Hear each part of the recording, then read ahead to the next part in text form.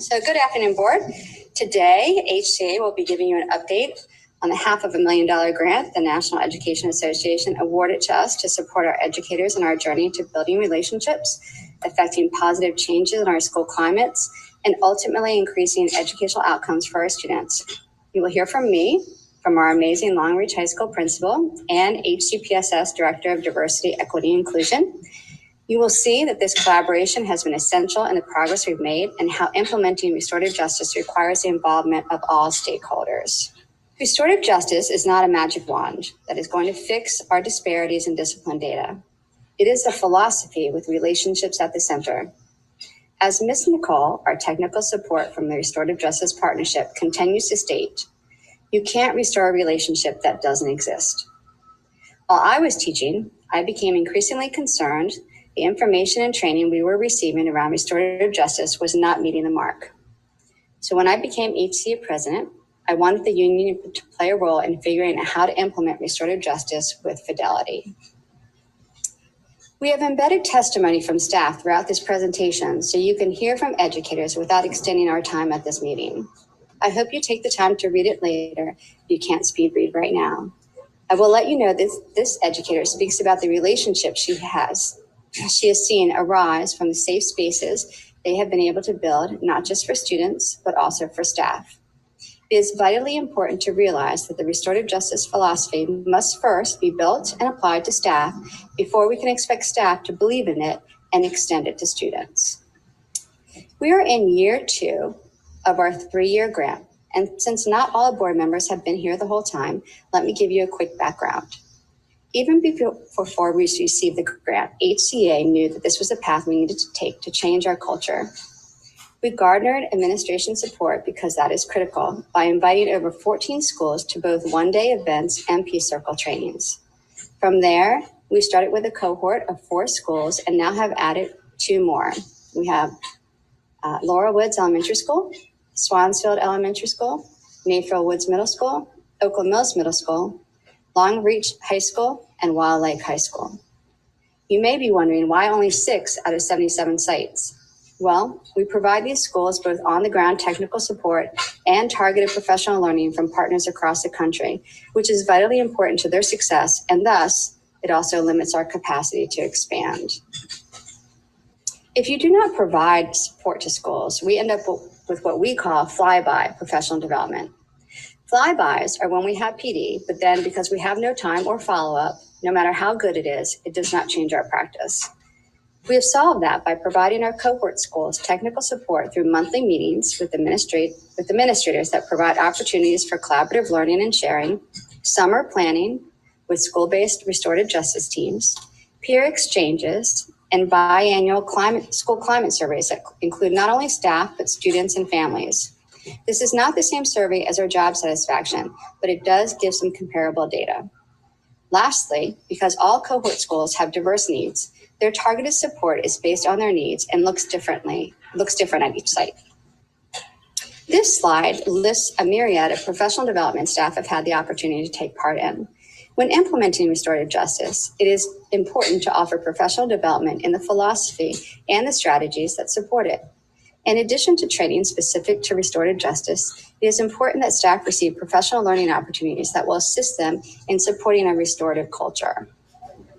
Another staff member testifies that our trainings have benefited her both as a parent and a teacher, equipping her to provide safe spaces, improve relationships, and sharing how to build empathy and understand the interactions and impact we all have on each other and our students. Not only do we think it's important to support our staff, but we're also developing student leaders. We have done this by training students to keep circles, providing them opportunities to hold virtual spaces with their peers, and making connections with students in school districts across the country.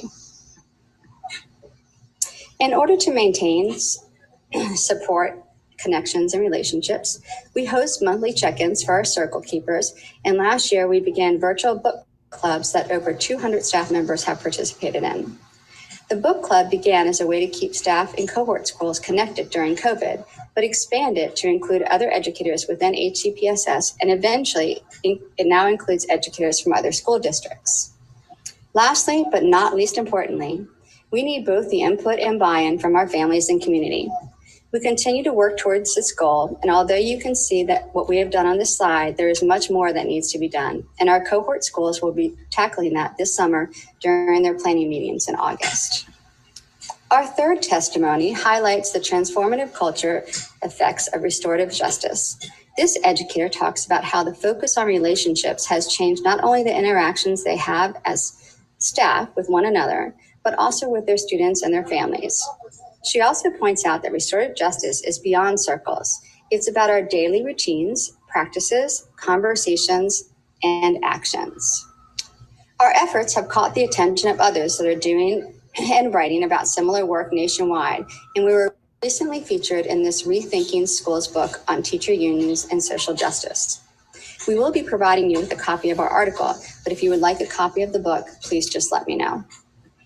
As we move toward the shift in responsibility and sustainability from the grant to HCPSS, we are going to prioritize supporting our students and families who have been most marginalized. In the fall, we will be training trainers so that HCPSS will have a cadre of educators to provide professional development to their colleagues. Additionally, we have hired a writer to chronicle the journey of our cohort schools. This document will provide a roadmap for other schools within HCPSS and throughout the country. It will be shared through our partner, the Restorative Justice Partnership. This is my last slide before I hand it over to our Long Reach principal. But this one, I actually wanted to read her testimony to you. Restorative justice has impacted every single facet of my life.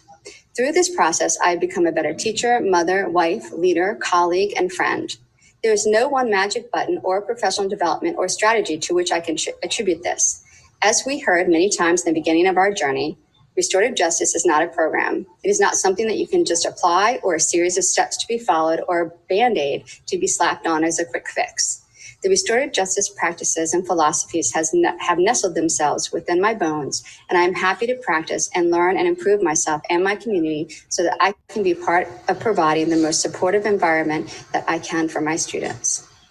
And I'm going to turn it over to our Long Reach principal, Josh Wasilewski. Hi, everyone. I'm Josh Wasilewski. I'm principal at Long Reach High School. Thank you so much for what you do for our school and our community. So this graphic is just a representation of restorative justice in education. And really, this is what helps guide our work at Long Reach High School for restorative justice. So Colleen, if you want to mind going to the next slide. So several years ago, we started a One Long Reach initiative, and really it informs our restorative justice work at Long Reach, from our One Long Reach days to student voice, conflict resolution, community engagement, our staff professional learning. However, for the purposes of time, I'm going to focus on our 9th grade Reach Academy. It is our most complete manifestation of the restorative justice work at Long Reach High School. Next slide.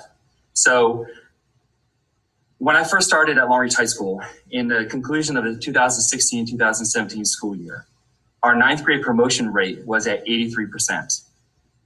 At the beginning of the following year, we began to really look at this data because 9th grade students who are on track for promotion are much more likely to graduate from high school. However, by January 2018, we had 134 students, or 28% of our freshman class, at risk for not promoting to 10th grade. And so just for context, we consider 9th grade students on track for promotion if they're passing English 9 and 5 classes.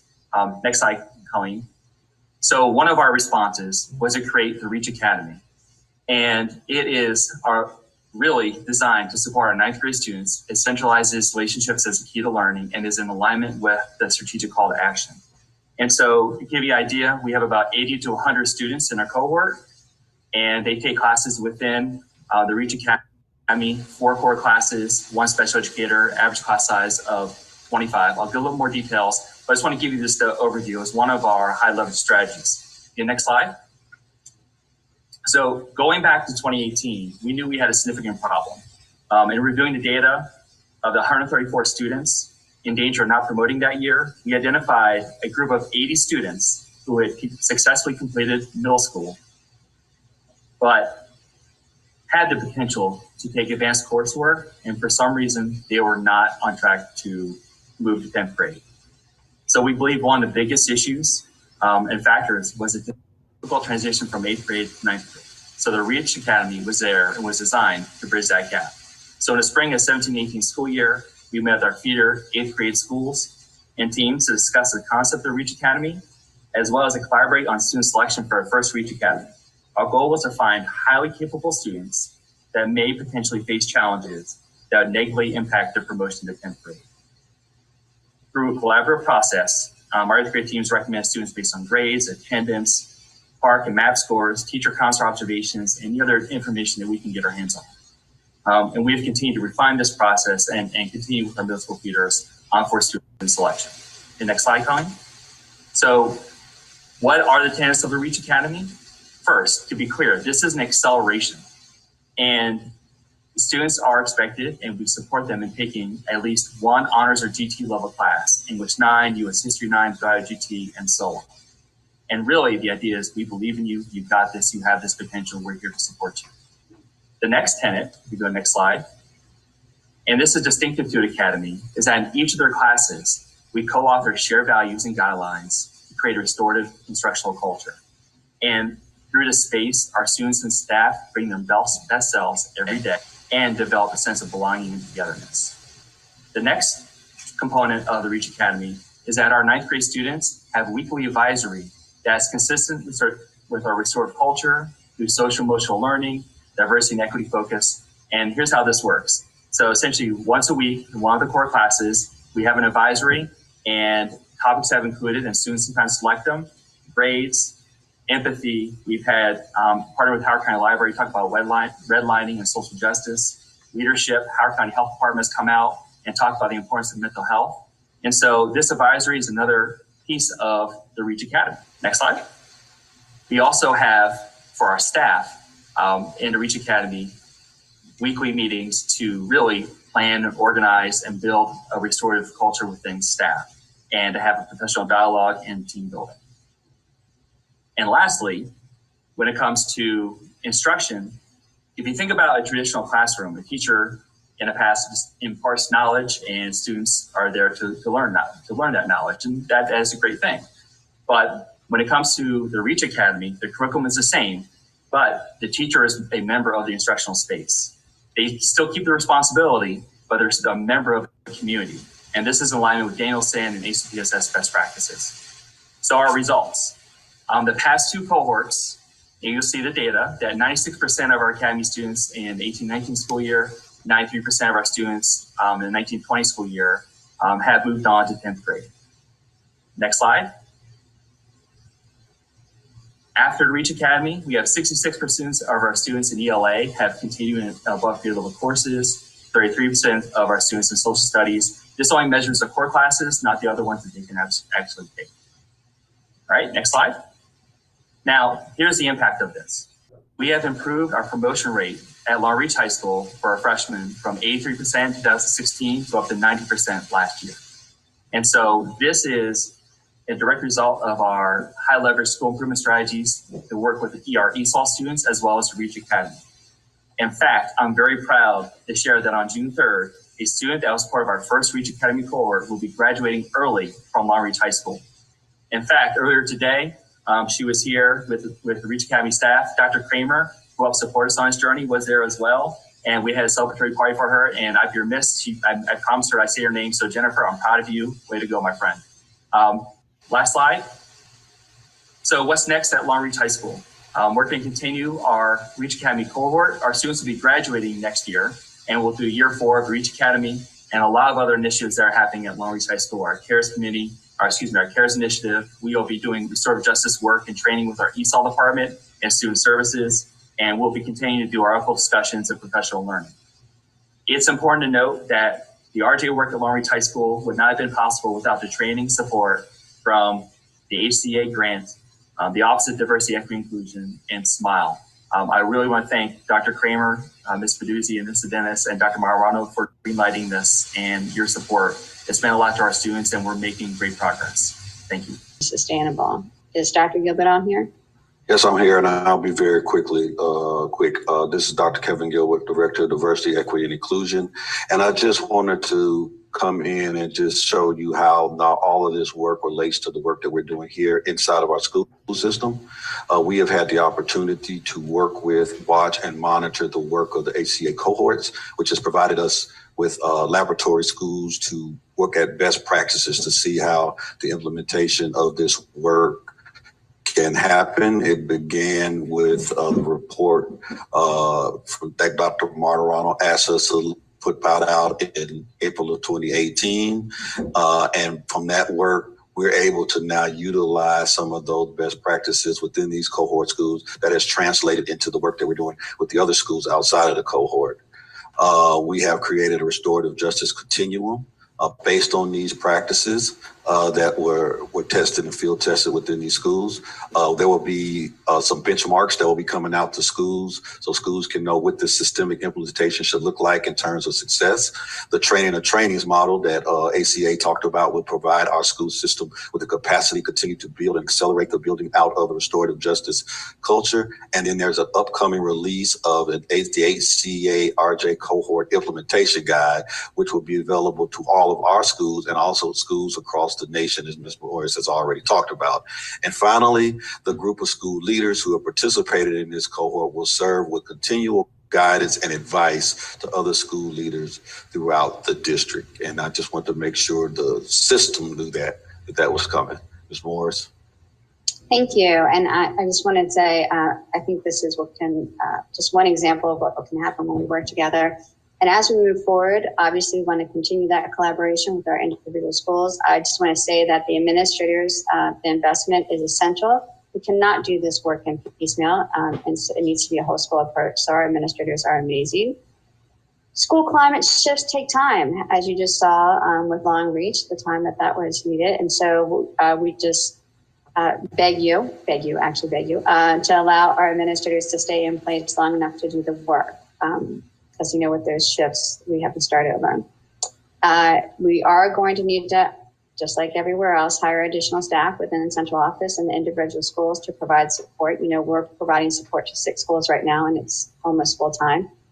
And start with staff. Please, please, please start with staff and focus on community building with staff. It's not just an alternative to discipline. We have to treat our staff the way we want our staff to treat our students. And lastly, we will be having in July our 1-day school to prison pipeline and introduction to restorative justice on July 21st. And so you will be getting invitations to come to that if you haven't already been to one. So thank you. Thanks for listening. And I think it's pretty exciting. I think we think it's pretty exciting. I hope you do too.